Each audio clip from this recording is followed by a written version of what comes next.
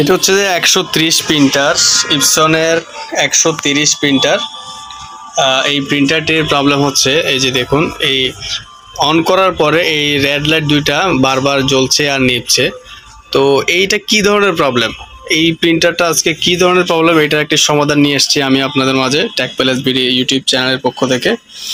তো এটা কেন হচ্ছে আমি প্রথমে বলে রাখি, এটা হচ্ছে আপনার প্রিন্টারটি বেসিক্যালি লক হয়ে গিয়েছে। তো লক হয়ে গেলে এই প্রিন্টারটি কিভাবে আপনারা সমাধান করবেন, কোনো সার্ভিসিংয়ের দোকানে নিয়ে যেতে হবে না, আপনারা ঘরে বসেই নিজেরা আপনারা এই লকটি ওপেন করে নিতে পারবেন।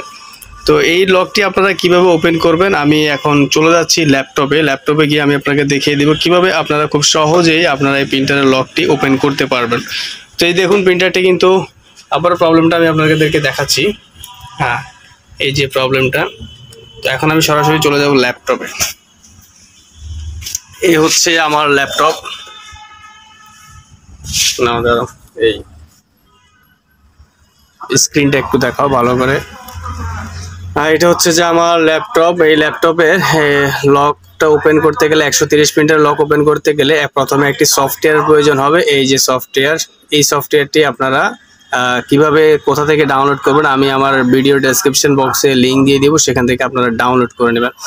তো প্রথমে আমি এটাকে আনজিপ করতেছি, ফাইলটাকে প্রথমে আমি আনজিপ করে নিচ্ছি। রাইট বাটনে ক্লিক করে স্ট্রাক হেয়ারে ক্লিক করার পর এখানে একটি পাসওয়ার্ড চাইছে, পাসওয়ার্ডটিও আপনারা ডেসক্রিপশন বক্সে পেয়ে যাবেন। আমি পাসওয়ার্ডটি দিয়ে ওকে দিয়ে দিচ্ছি।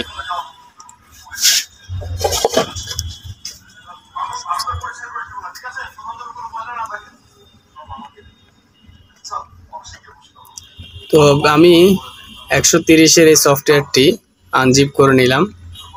আনজিপ ফাইলটি আপনি একটু খুঁজে নিতে হবে। এই যে আনজিপ ফাইলটি চলে আসছে, এখানে দেখুন আনজিপ ফাইল। তো আনজিপ ফাইলটা আমি ওপেন করলাম। ওপেন করার পরে এই যে উপরে যে ফাইলটা আছে,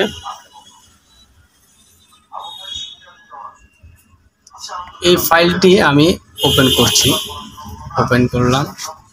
ওপেন করার পর এখান থেকে আমরা এই যে সিলেক্ট বাটনে ক্লিক করব।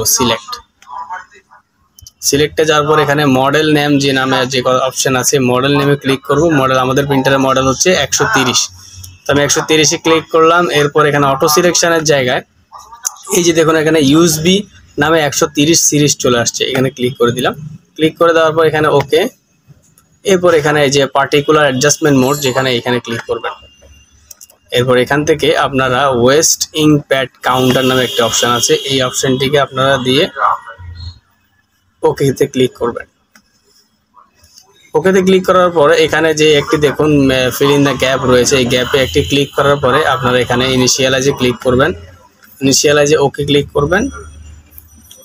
এবার দেখুন এখানে আপনাকে কি বলা হয়েছে, প্লিজ।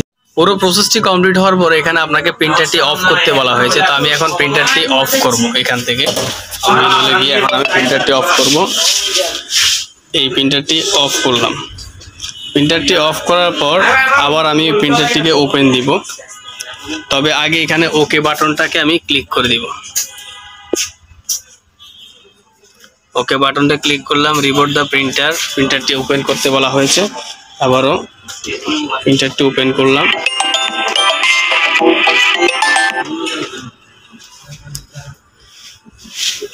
দর্শক দেখুন প্রিন্টারটি এখন কিন্তু ঘুরছে। প্রিন্টার এখন ঘুরছে, দেখুন প্রিন্টারটি এখন ওকে, প্রিন্টারটি এখন রেডি। এখন কিন্তু আর এখানে রেড সিগন্যাল নামে কোনো কিছুই নেই, এখন কিন্তু আর এখানে রেড সিগন্যালটা নেই। এখন প্রিন্টারটি ওকে হয়ে গিয়েছে। এখন এই প্রিন্টারটিকে আপনারা প্রিন্ট করতে পারবেন। তো এইভাবেই আপনারা খুব সহজেই এই প্রিন্টারের লক হয়ে গেলে প্রিন্টারটা আপনারা খুব সহজেই সমাধান করতে পারবেন ঘরে বসেই, কোনো সার্ভিসিংয়ের দোকানে নিতে হবে না। তো ভিডিওটি ভালো লাগলে আমার ভিডিওতে একটি লাইক করবেন আর চ্যানেলটি সাবস্ক্রাইব করে থাকবেন। ভালো থাকবেন। আল্লাহ হাফেজ। আসসালামু আলাইকুম।